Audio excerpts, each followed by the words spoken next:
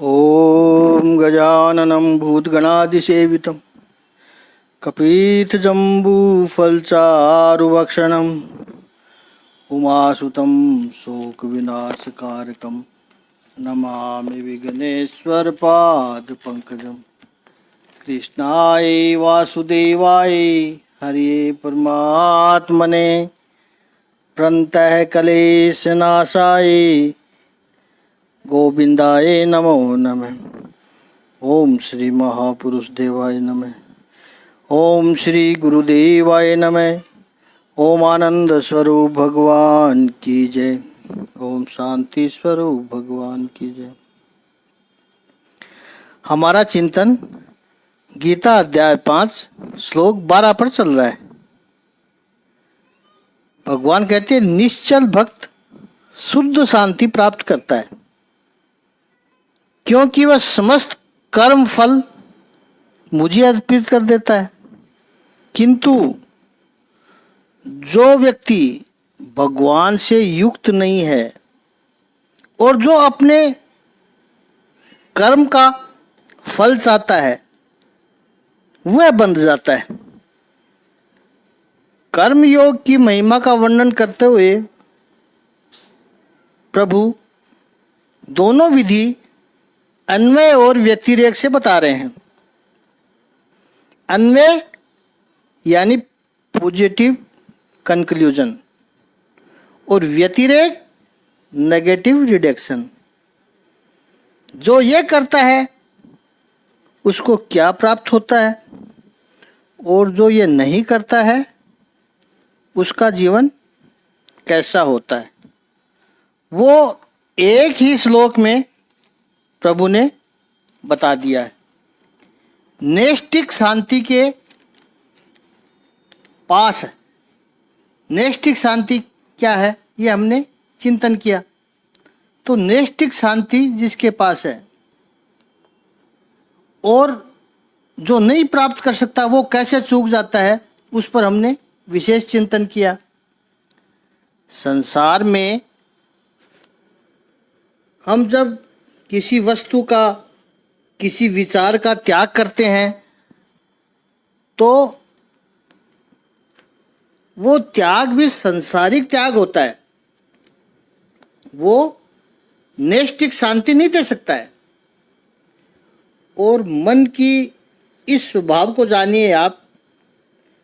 सांसारिक वस्तुओं के त्याग से मिलने वाली शांति में जो मग्न हो जाता है वो नैष्ठिक शांति यानी अचल शांति से चूक जाता है।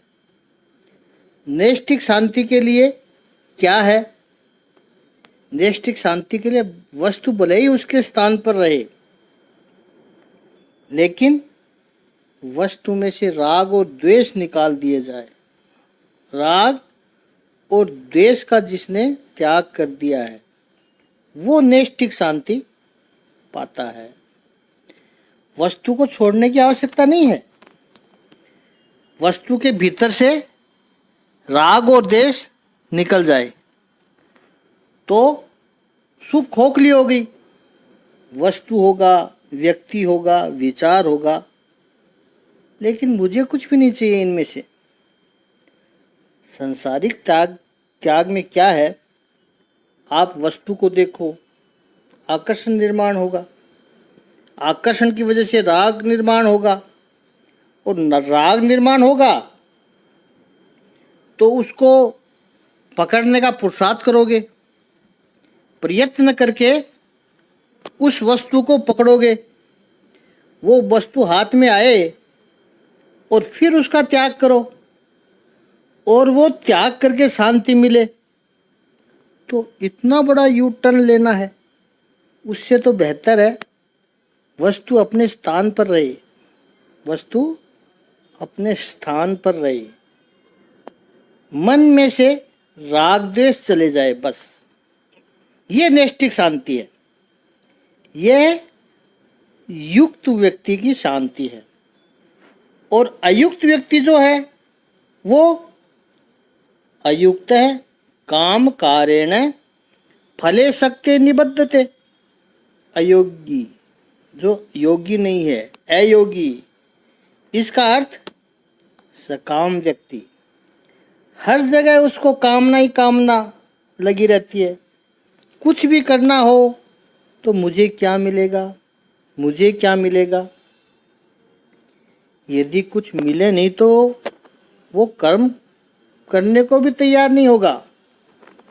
तो काम ऋण है, ये मिलेगा क्या, इसकी अपेक्षा से, फल की अभिलाषा से फल में आसक्ति निर्माण हो गई।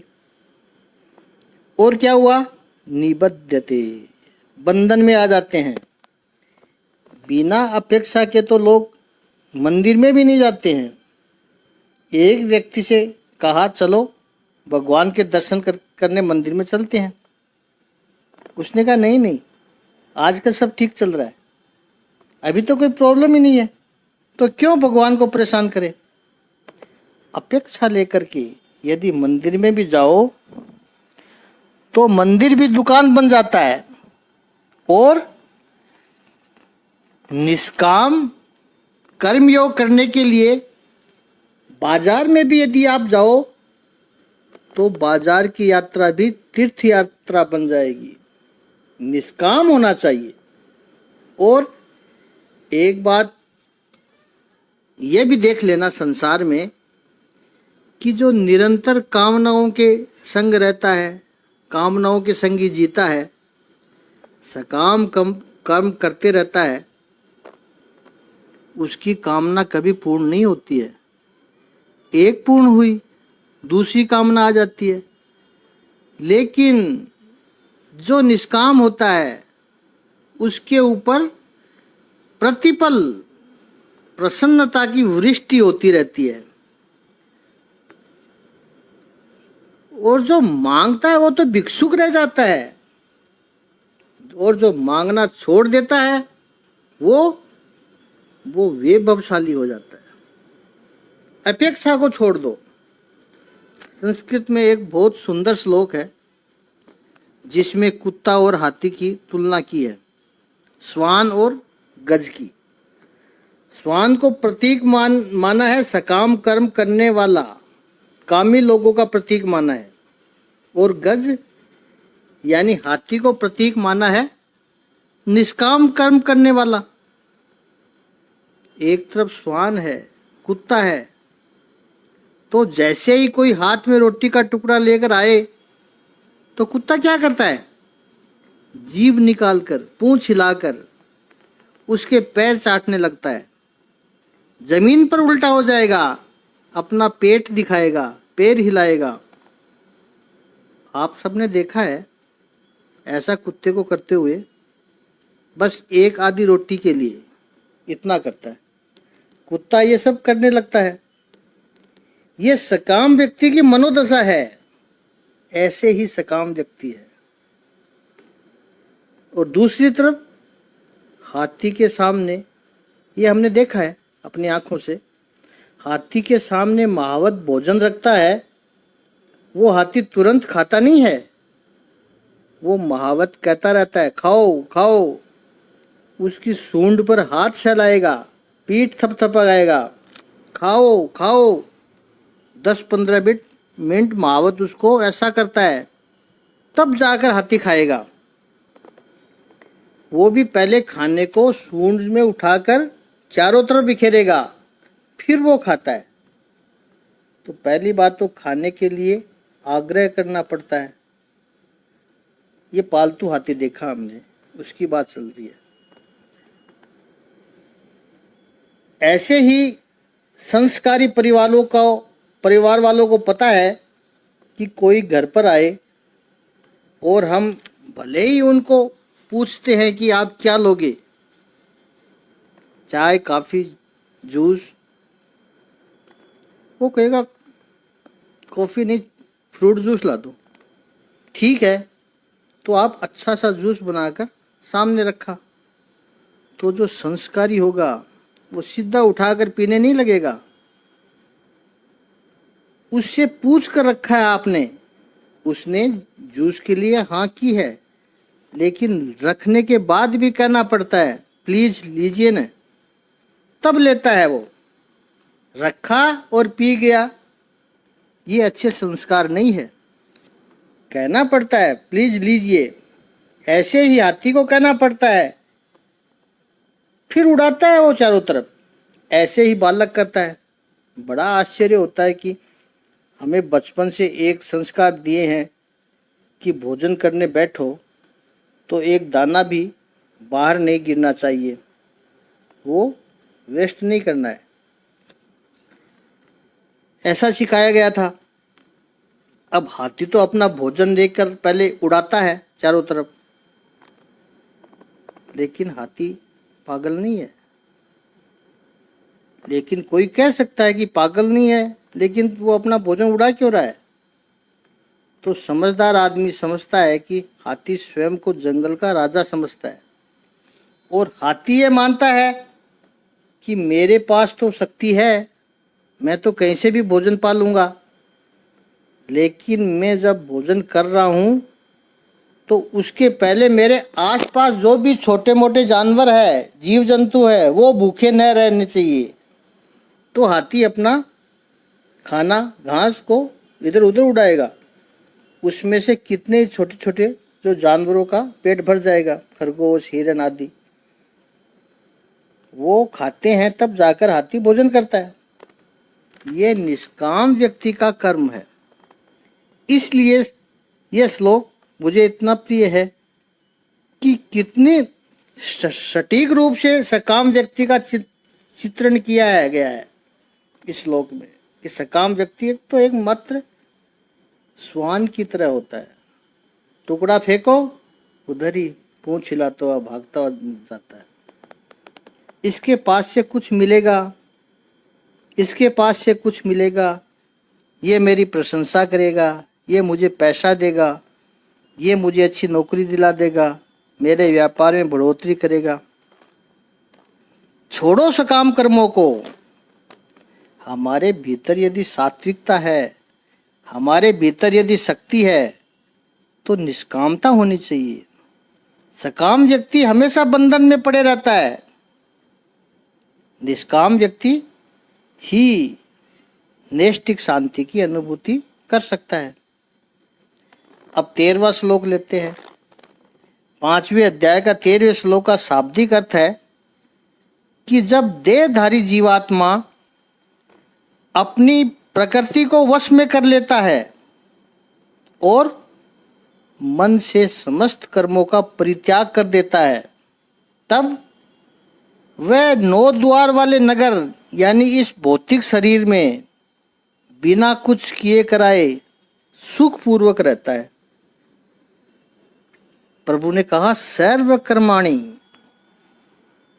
5वें अध्याय के इस 13वें श्लोक में प्रभु कहते हैं सर्व कर्माणि मनसा संन्यास्य आस्ते सुखम वसी। इसमें कर्ता जो है वो वशी है। वशी का अर्थ है जिसने अपनी इंद्रियां, मन, बुद्धि, शरीर को वश में कर लिया है, वो वशी है। अपने वश में जिसे कर लिया है वो वशी, और जो दूसरों के वश में हो गया वो परवशी। या लेकिन यहाँ बात प्रभु वशी की कर रहे हैं, जिसने अपनी इंद्रियों को, मन को वश में कर लिया है। ऐसा जीवात्मा 9 द्वारे पूरे 9 द्वार दरवाजों वाली नगरी में यानी इस शरीर में सर्व कर्माणि मनसा संन्यस्य। धीरे धीरे देखिए प्रभु कैसे सूक्ष्म से सूक्ष्म की ओर जाते हैं। प्रभु ये बार बार याद करा रहे हैं, जब तक जीवन है तब तक कर्म होंगे ही। कर्म त्याग की जब बात हो रही है तो ऐसा मत समझना कि कर्म को ही छोड़ दो, गोबर गणेश की तरह पड़े रहो, ऐसा नहीं है। कर्म तो करने ही पड़ेंगे। तो कर्म कैसे करता है ये वशी? मनसा संन्यस्य न तु कायेन न सन्न्यस्य न तु इंद्रिय सन्न्यस्य। भगवान ने पिछले श्लोक में कहा केवले ही इंद्रिये ही अपि, केवले ही कायेन, केवले ही मनसा और केवले ही बुद्ध्या। यहां पर कहा मनसा। शरीर है, शरीर के पास शक्ति है, मन है, मन की एक विशालता है, सृजनात्मकता है, बुद्धि है, बुद्धि की ऊर्जा है, प्राण की ऊर्जा है। ये सब वेस्ट हो जाने दोगे कर्म नहीं करोगे तो? नहीं, कर्म तो होने चाहिए, अच्छे से अच्छे तरीके से कर्म होने चाहिए। लेकिन कैसे? तो भगवान ने कहा मनसा सन्न्यस्य, मन से छोड़ दो। फिर क्या करता है वो? सुखम आस्ते, सुख में रहता है। न कुर्वन् न कार्यन, मन से कर्म को छोड़ दिया, फिर न करता है और न ही किसी से करवाता है। महापुरुषों को इस श्लोक में जो आचरण जैसी बात लगती है और जिस पर वो चलते हैं और जिससे उनको आनंद की अनुभूति होती है, वही अपना अनुभव शेयर कर रहे हैं यहाँ पर। मनसा सन्न्यस्य। भगवान श्री कृष्ण के जीवन में भी यही हुआ। देखिए आप, कई लोग कहते हैं 11 बरस 52 दिन तक गोकुल में रहे, ब्रज में रहे, इतना प्रेम सबसे किया और वहां से छोड़कर गए तो फिर उनसे कभी मिलने ही नहीं आए। मनसा सन्न्यस्य, मन से छोड़ा। शरीर से यदि छोड़ेंगे लेकिन मन से नहीं छोड़ेंगे तो वो त्याग किसी काम का नहीं है। कहीं कोई मंदिर बन रहा हो और डोनेशन के लिए लोग आते हैं, सबका सहकार चाहिए। मंदिर बन रहा है, समाज के लिए बन रहा है, तो समाज के लोगों का सहकार चाहिए। अब किसी ने शर्त ये रखी कि हम दान तो देंगे लेकिन गर्भगृह के ऊपर हमारे नाम का पत्थर लगाना होगा। दिया, दान किया, अच्छा दान किया। कितना दान किया? दृष्टांत के लिए कहें तो 11 का दान किया।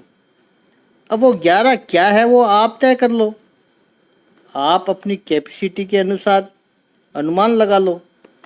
11 दिए, लेकिन शर्त यह रखी कि नाम हमारा चाहिए। गर्भ गृह के ऊपर जो पत्थर लगे उस पर हमारा नाम होना चाहिए। एक बार दान किया लेकिन जीवन भर कहता रहेगा, देखो मंदिर आप जा रहे हो, अरे लेकिन गर्भगृह के ऊपर एक पत्थर लगा हुआ है, उस पर मेरा नाम लिखा हुआ है, पढ़ना उसको आप। अरे भले आदमी, वो ठाकुर जी के दर्शन करने जाता है, तेरा नाम पढ़ने थोड़ी जा रहा है। तो पैसे तो एक बार छूटे लेकिन मन में से एक बार भी नहीं छूटा, जीवन भर पकड़े रहे।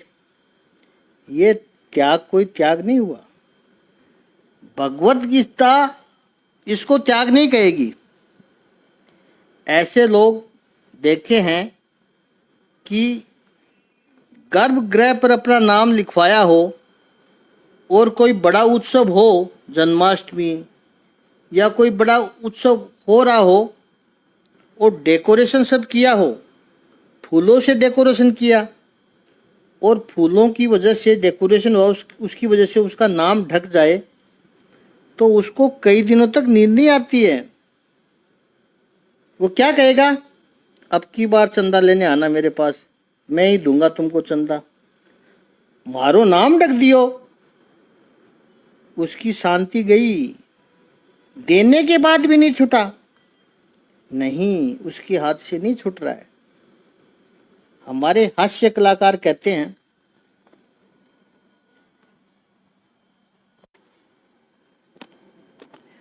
कोई कहीं एक पंखा दान करता है 1,000 रुपये का, वैल्यू 1,000 रुपये है, और आजकल 1,000 रुपये को लेकिन क्या वैल्यू है, लेकिन तीनों पंखुड़ियों के ऊपर नाम लिखवाता है।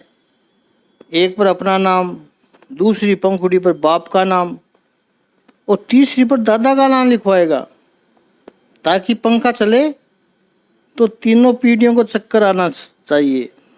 इतना मोह 1,000 रुपये की रुपली के ऊपर। छोड़ो ये सब, मनसा सन्न्यास्य। अब जरा सोचो, भगवान श्री कृष्ण को हमारी कितनी चिंता होगी। भगवान को पता था कि मैं द्वापर युग के अंत में आर्यवृत्त को छोड़कर, भारत भूमि को छोड़कर जा रहा हूँ, लेकिन 5,300 वर्ष के बाद ऐसे ऐसे सैंपल आएंगे दुनिया में, और उनकी 3 पीढ़ियों को संभालने के लिए मैं भगवत गीता में ये लिख कर जाऊँ, मनसा सन्न्यास्य, विवेक पूर्वक मन से त्याग हो, कर्तापने के अभिमान का त्याग हो, सभी प्रकार की क्रियाएं, सर्व कर्माणि, सभी प्रकार की क्रियाएं, अच्छे बुरे सभी प्रकार के कर्मों का विवेक पूर्वक त्याग करके। क्योंकि ये प्रश्न मन में होना चाहिए कि कर्म जो हुए हैं वो क्या मेरे कर्म है। इसी कर्म योग का चिंतन करते हुए हमने दृष्टांत दिया था कि वो फैक्ट्री में काम करता हुआ कारीगर ये नहीं सोचेगा कि ये प्रोडक्ट मैंने बनाया है, वैसे क्या मेरे कर्म है ये? तो पहली बात तो कर्म को मेरा कहना यही दोष है। ये तो ऐसी बात हुई कि किसी की भूमि पर आप काम किए, आपने काम किया और 5 साल के बाद में अधिकार जमा दिया कि अब यहाँ से निकलना है तो मुझे कुछ दो, कोई कहीं न कहीं दूसरी ज़मीन दो मुझे। अरे भाई ये आपकी है ही नहीं, और अब छोड़ते समय हमारा नाम हो, हमारी प्रतिष्ठा हो, हमारी जय जयकार हो, तब हम ये शरीर को छोड़ेंगे। ये कितना अन्याय है।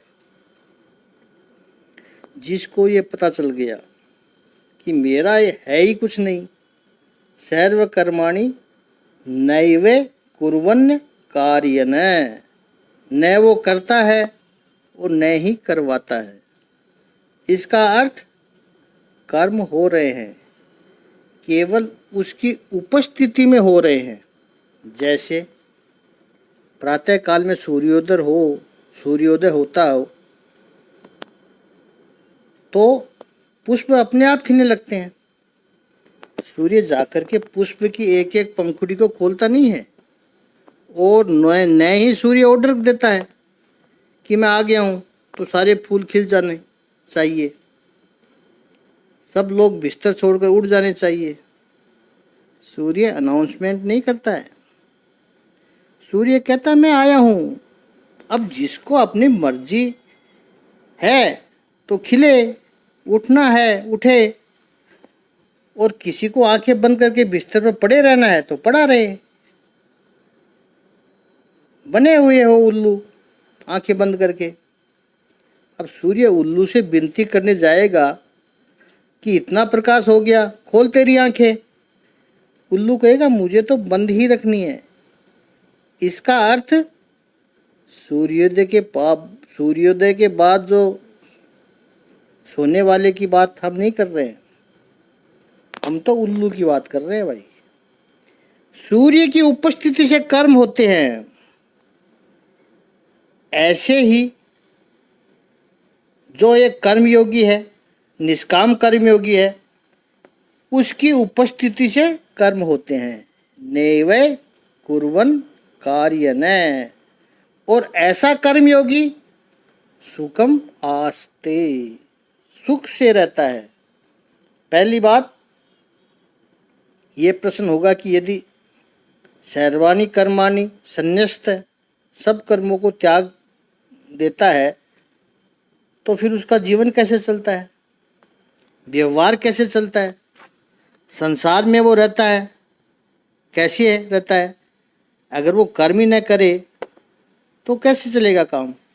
इसलिए भगवान ने क्या कहा है, मनसा, शरीर से वो कर्म करता रहता है लेकिन मन से वो त्याग करता है। दूसरा, मन से जब सब कर्मों का त्याग कर दिया तब कोई परिश्रम नहीं करना पड़ता है, कोई थकावट नहीं होती है और वो वशी होता है, उसके सब वश में होते हैं। ऐसे ही पिछले श्लोक में कहा था प्रभु ने आत्मशुद्धे, तो आत्मशुद्धि हुई कि शरीर, मन, इंद्रियां, बुद्धि अपने आप कंट्रोल में आ जाती है। बस आत्मशुद्धि होनी चाहिए, वश में हो जाएंगे। नवद्वार कहा है प्रभु ने, तो ये तो आप सब जानते ही हो। 7 द्वार तो गले के ऊपर ही है, 2 आँख है, 2 कान है, 2 नाक है और 1 मुख है। 2 द्वार शरीर के नीचे है, गुदा और उपस्थ, मलमूत्र विसर्जन के लिए। और एक 10वां द्वार योग मार्ग में और कहा है, ब्रह्म रंध्र। रंध्र का अर्थ है छिद्र, वो भी द्वार है। तो आत्मा इस स्थूल देह में रहता है लेकिन करता कुछ भी नहीं है। अब इस शरीर में रहता है, नव द्वारे पूरे देही। तो आप पूछोगे कि जितने भी जीव है वो शरीर में ही तो रहते हैं, इसको इतना स्पेसिफाई करने की क्या जरूरत पड़ गई प्रभु को। आप किसी से पूछो कि आप कहाँ रहते हो तो वो कहेगा घर में रहता हूँ। अब मनुष्य है तो घर में ही रहोगे, और कहाँ रहोगे। यहाँ क्यों कहा प्रभु ने कि शरीर में रहता है, सारे जीव ही शरीर में रहते हैं। इसका कारण यह है कि सामान्य व्यक्ति स्वयं को शरीर समझता है। थोड़ा सा गौर कर लीजिए, आप गौर से सुनिए कि सामान्य व्यक्ति स्वयं को शरीर समझता है और इसलिए शरीर से उसका तादात्म्य इतना है कि यदि उसे पूछा जाए कि तुम कहाँ रहते हो तो वो शरीर को कहाँ रखता है वो स्थान बताता है। मैं फला बिल्डिंग में रहता हूँ, जबकि ये जो है मनसा सर्व कर्माणि संन्यस्य, ऐसा जो महापुरुष है होगा वो कर्मयोगी है। उसको पता है मैं शरीर नहीं हूँ, मैं तो आत्मा हूँ, मैं देह नहीं हूँ, देही हूँ। चूंकि देही हूँ वो पता है, इसलिए सबसे पहले उसका रहने का स्थान कहाँ है तो वो यही कहेगा कि मैं शरीर में रहता हूँ। इसलिए भगवान ने कहा नव द्वारे पूरे देही। तो हम जो कहते हैं कि घर में रहता हूँ, वो घर नहीं है। हमारा पहला घर तो है, हमारा शरीर है, पहला ठिकाना शरीर है। हम तो आत्मा है और आत्मा शरीर में रहती है। शरीर से हमारा कोई लिंक नहीं है, आत्मा निकल गई, शरीर खत्म हो गया। तो पहला ठिकाना है शरीर जिसमें आत्मा रहती है। और जिसको आप घर कहते हो वो तो आपके घर का घर है, यानी अपने भाड़े का जो मकान है, ये 6-7 फुट का शरीर है, ये भाड़े का है, इसको छोड़ के जाना पड़ेगा अपने को। फिर इस 6-7 फुट के मकान को रखने के लिए आप 1000 स्क्वायर गज का दूसरा मकान बनाते हो, वो इस मकान को रखने का मकान है। आपका असली मकान कौन सा है? नव द्वारे पूरे। ये अनुभूति इस कर्मयोगी को हुई है, इसलिए यहाँ प्रभु ने ये स्पष्टता की है कि वो देह में रहता है। कि वो शरीर में रहता है। नव नव द्वारे पूरे, इतनी जागृति जिसे हो कि मैं भोजन कर रहा हूँ, मैं शरीर को ऊर्जा दे रहा हूँ। जैसे गाड़ी को पेट्रोल भरवाते हैं, ऐसे मैं शरीर को भोजन दे रहा हूँ। आत्मज्ञान का जिसको अनुभव हुआ, उसके बाद भी रहेगा शरीर में, लेकिन इस जागृति के साथ रहेगा। नव द्वारे पूरे देही, और ऐसा व्यक्ति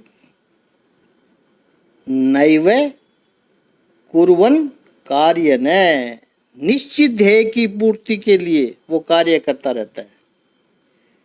और जितना अच्छा कार्य करेगा उतना अच्छा शरीर होगा। जैसे बड़ी से बड़ी कंपनी हो कोई, उसमें आप डायरेक्टर हो या कोई जिम्मेदार व्यक्ति वर्षों से वफादारी से काम कर रहा हो, तो स्वाभाविक है मालिक लोग कहेंगे कि आप दूसरी कोई चिंता मत करना, आपका घर बहुत दूर है, आने जाने में 2-2 घंटे लग जाते हैं आपको, और ट्रैफिक में आपका समय बिगड़ता है, कोई चिंता मत करो। ऑफिस के पास एक अच्छा सा बंगलो लेकर के आपको कंपनी की तरफ से दे दिया जाएगा। अब बंगलो की जो भी यूटिलिटीज है, मेंटेनेंस है, बिजली का बिल है, वो सब कंपनी की ओर से होगा, चिंता मत करो। आपको कुछ चिंता करने की ज़रूरत नहीं है। संसार की किसी एक कंपनी के लिए अच्छा काम करने पर, प्रामाणिकता से काम करने पर, कंपनी के मालिक का विश्वास संपादन किया, विश्वास जीता आपने, तो वो मालिक हमें ऐसी सुविधा दे देता है। इसी तरह से जगत के मालिक ईश्वर को प्रसन्न करके उसका विश्वास संपादन कर लिया, उनका विश्वास जीत लिया, तो ये जगत का मालिक क्या करता है? नव द्वार पूरे दे है, कहता है ये मेरा श्रेष्ठ मकान है, उसमें रहो ताकि तुम्हारी एफिशिएंसी बढ़े। और द यूनिवर्स अनलिमिटेड, इसके लिए काम करते रहो। नैव कुर्वन् कर्मयन्। अच्छा प्रभु, ये कर्मयोगी यदि कर्म नहीं करता है और न करवाता है जैसा आप कह रहे हो, तो फिर ये संसार में जो हो रहा है वो कैसे हो रहा है, वो कैसे होता है? वो तो केवल शरीर में रह करके करता है। मनसा आपने कहा, मनसा मन से करता है, और शरीर में कैसे रह सकते हैं ये भी बताइए आप प्रभु। तो प्रभु कहते हैं इसका भी शास्त्रकारों ने चिंतन किया है कि भगवान का दिया गया यह मकान है और उसमें रहना है, तो कैसे रहना है? तो शरीर में 2 तरह से रह सकते हैं। एक तो सेवक के रूप में, आपके घर में जो सेवक होता है, नौकर होता है, वो घर में रहता है, उसको पता है कि मैं इस मकान में रहता हूँ, लेकिन ये मेरा नहीं है, मालिक का है। मुझे कैसे रहना है जिससे मालिक प्रसन्न रहे, वैसे काम करते हुए मुझे इस मकान में रहना है, इस मकान को अच्छी तरह से संभालना है। ऐसे ही इस सृष्टि में हम आए हैं और ये भगवान का घर है। एक रास्ता तो वो है कि सेवक बन के रहो, ये सृष्टि मेरे प्रभु की है, मैं उसमें रहने के लिए आया हूँ। मुझे कैसे रहना है? जैसे मेरा प्रभु जिसमें प्रसन्न हो उसी तरह मुझे रहना है। इस सेवक के भाव से संसार में रहना है। उसको कहा प्रभु ने भक्ति मार्ग, ये भक्ति मार्ग है। दूसरा भी एक तरीका है, मेहमान बन के रह सकते हो आप किसी के घर, लेकिन उसके लिए आवश्यक है कि वहाँ आपकी पहचान हो, मालिक को जो पहचानने वाला हो और मालिक का खास हो, वही घर में मेहमान बन के रह सकता है। ये ज्ञान मार्ग है। सृष्टि के मालिक सृष्टि के अधिपति ऐसे ईश्वर के साथ का परिचय हो गया तो आप इस सृष्टि में मेहमान बन के रह सकते हैं। और मेहमान बन के रहने में भी एक तरीका है, क्योंकि मेहमान बन के रहोगे तो आपके लिए अच्छे से अच्छा प्रबंध किया जाएगा। ये अपना अनुभव होगा ही, सबका अनुभव है, क्योंकि मेहमान बन के तो सभी कहीं न कहीं 5-7 दिन के लिए रहे ही होंगे। और अनुभव से कहते हैं कि किसी के घर में मेहमान बन के रहने में जो मज़ा है वो घर में कहाँ है, वो घर में भी नहीं है। बहुत ध्यान रखते हैं, अच्छे से अच्छा कमरा दिया जाएगा आपको, सजा और सजाया विद एयर कंडीशन। और खाने पीने का कितना ध्यान रखते हैं। अभी भागवत कथा सुनने के लिए लक्ष्मणगढ़ गए थे, क्या आनंद आया, इतना ध्यान रखते हैं। कहने का आशय मेहमान बन के रहो तो अच्छे से अच्छा प्रबंध हमारे लिए किया जाता है। तब इतना याद रहे कि सारी वस्तु केवल उपयोग करने के लिए है। जो मेहमान को दी जाती है वो केवल वस्तु उपयोग करने के लिए होती है, मैं उसका मालिक नहीं हूँ। 7 दिन उपयोग किया, कथा सुनी, फिर अगले साल कथा में आएंगे तो मेहमान बन के रह सकती हैं। तो ऐसी निर्लिप्तता, ऐसी निष्कामता जिसने जागृत की हो वो वशी है। और ऐसा व्यक्ति सुखम आसीत। संसार में सुख में रहने का भी एक तरीका है, और ये सुख कौन सा है उस पर थोड़ा चिंतन कल करेंगे। आज समय हो गया।